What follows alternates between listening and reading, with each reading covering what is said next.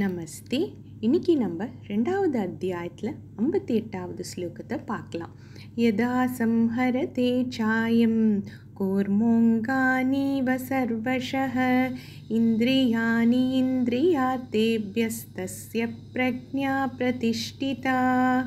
யதா சம்ஹரதே ச அயம் கூர்மः அங்கானி இவ சர்வஷः இந்திரியாணி இந்திரியார்த்தேப்யः தஸ்ய பிரக்ஞா பிரதிஷ்டிதா. பகவான் ஸ்தித பிரக்ஞ லக்ஷணத்தை சொல்ல ஆரம்பிச்சிருந்தார். சமாதியில் அவனோட ஸ்திதியை சொன்ன பிறகு அவன் சூழ்நிலைகளை எப்படி எதிர்கொள்வான் அப்படிங்கிறத சொல்லியிருந்தார். யஹ சர்வத்திர அனபிஸ்நேக தத்தத் பிராப்ய சுபாசுபம்.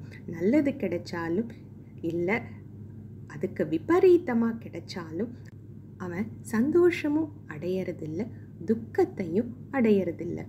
இதுக்கு பெஸ்ட்டு உதாரணம் ராம அவதாரம். ராமர் நாளைக்கு உனக்கு பட்டாபிஷேகம் அப்படின்னு தசரதர் சொன்னப்போ ஒரு மைல்டு ஸ்மைலோட கேட்டுட்டு இருந்தாராம். அடுத்த நாள் அதே தசரதர் நீ காட்டுக்கு போகணுன்னு சொன்னப்பையும் அதே மந்தஹாசம் மைல்டு ஸ்மைலோட இருந்தாராம். முதல்ல அவர் குதிக்கவும் இல்லை, பின்னாடி அவர் அழவும் இல்லை. இப்போ இந்த ஸ்லோகத்தில் பகவான் கிமாசீத அப்படிங்கிற கேள்விக்கு பதில் சொல்கிறார். அதாவது தினப்படி ஒரு பிரம்மஞானி எப்படி விவகாரம் பண்ணுவான். நம்ம முன்னாடியே ஞானத்தை அடையிறதுக்கு குவாலிஃபிகேஷன்ஸ் தகுதிகளை பார்த்தப்ப சில முக்கியமான தகுதிகளில் ஒன்று ஷமஹ தமஹ, அதாவது மனக்கட்டுப்பாடு, இந்திரிய கட்டுப்பாடு. ஞானத்தை அடையிறதுக்கு மட்டும் இந்த தகுதிகள் இல்லை, ஞான நிஷ்டைக்கும் ஞானத்தை அடைஞ்ச பிறகு அதிலேயே நிலைச்சு நிற்கிறதுக்கும் இது தேவை. அதைத்தான் பகவான் இங்க ஒரு உதாரணத்தோட சொல்லியிருக்கார். யதா சம்ஹரத்தே ச அயம் கூர்மஹ.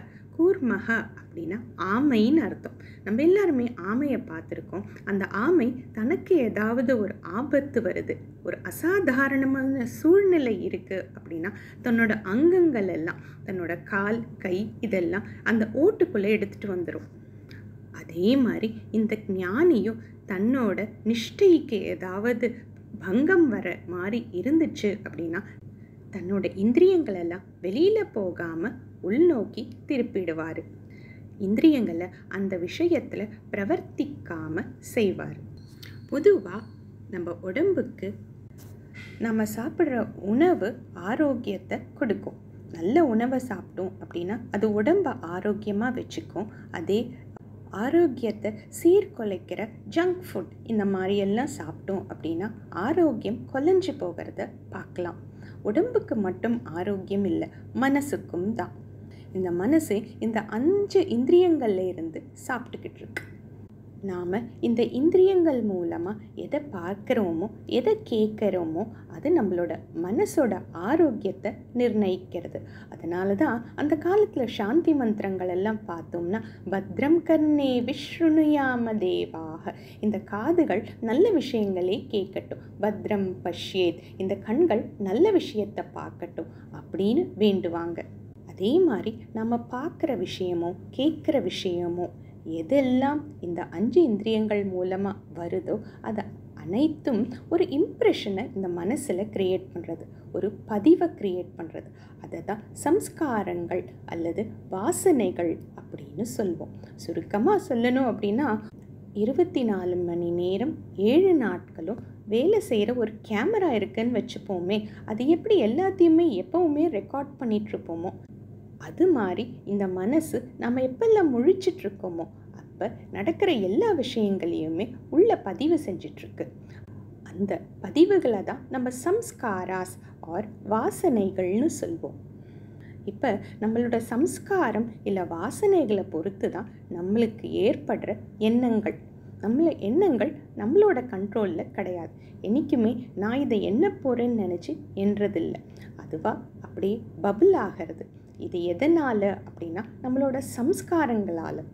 ஸோ சம்ஸ்காரத்திலேருந்து விருத்தி அப்படின்னா எண்ணங்கள், தாட்ஸ்.